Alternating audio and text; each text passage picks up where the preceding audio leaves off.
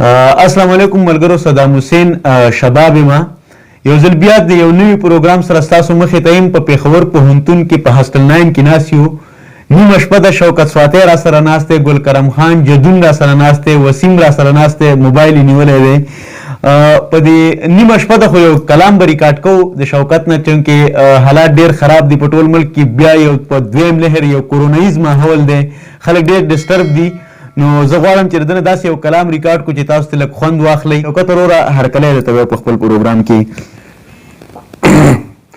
د نیمې شپې سندرې خوند کړي، څوک به مین وي، چا به یار بایللی بنا. ډېره زیاته مننه کوم صدام شباب ستا او د ملګري ګل کرم خان جدون، د وسیم مراد ډېره زیاته مننه کوم، او په تیره تیره د ټولو قدرمنو کتونکو اوریدونکو چې هر چېرته دي زما د ډېر زیات سلامونه احترامات. صدام چې څنګه وي په کرونایز ماحول کې ناست یو په پېښور پوهنتون کې هاسټل نمبر 9 او 77 نمبر 78 نمبر کمره چې ده په دې کې ناست یو. یو غزل به زه د عقیدت په طور خیال محمد صاحب ته هم ډالۍ کړم، هغوی زمزمه کړی دی او ټولو کتونکو ته به یې ډالۍ کړم. ارشاد.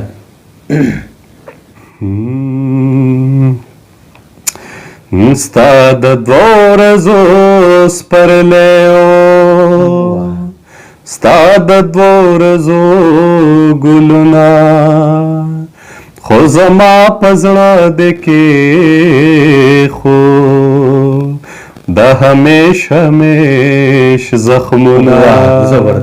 ستا د دوو ورځو سپرلی د ژوندون په هر لاره لکه سوړه سویلی تېر شوم، د ژوندون په هر لاره لکه سوړه سویلی تېر شوم، لکه سوړه سویلی تېر شوم.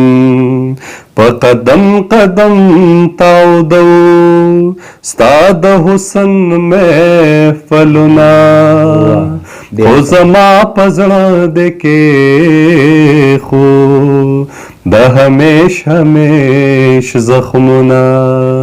ستا د دوو ورځو سپرلی ستا د دوو ورځو ګلونه، خو زما په زړه د کېښو د همیش همیش زخمونه. ډېر ښه.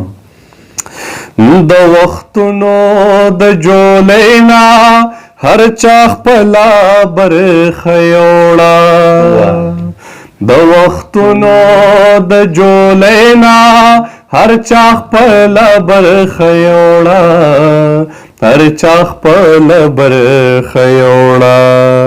تا د حسن سهرونه ما د هجر ماښامونه، خو زما په زړه د کېښو د همیش همیش زخمونه. ستا د دوو ورځو سپرلی زبردست. ډېر ښه. د زړګي په ویرانه کې د چا یاد داسې تازه شي، د زړګي په ویرانه کې د چا یاد داسې تازه شي، د چا یاد داسې تازه شي. لکه اوسپړې ازما د ازغو څوکې ګلونه، خو زما په زړه د کېښو د همیش همیش زخمونه. ستا د دوو ورځو سپرلی ستا د دوو ورځو ګلونه، خو زما په زړه د کېښو د همیش همیش زخمونه. ستا د دوو ورځو سپرلی. زبردست. ډېر ښه. ډیره مننه شوکت سواتی. دا ملګرو شوکت سواتی چې تاسو ته ډیر یو سنجیده کلام ډالۍ کو، یو سنجیده غزل کوم چې خیال محمد صاحب هم زمزمه کړو. امید دی چې تاسو به خوښ شوي او کلم پورې چې زه په پېښور کې یم داسې کلامونه به ترې ریکارډ کوم ستاسو مخې ته راوړم ستاسو فرمایشونه پوره کوم حالانکې مصروفیات ډېر سیوا دي خو بیا هم زما کوشش چې داسې د یو ښایسته کلام داسې یو معنیز کلام چې کلم کې یو میسج کنوی کېږي هغه زه ستاسو مخې ته راوړم او امید دی چې دا پروګرامونه دا کلامونه به ستاسو خوښېږي ډېره مننه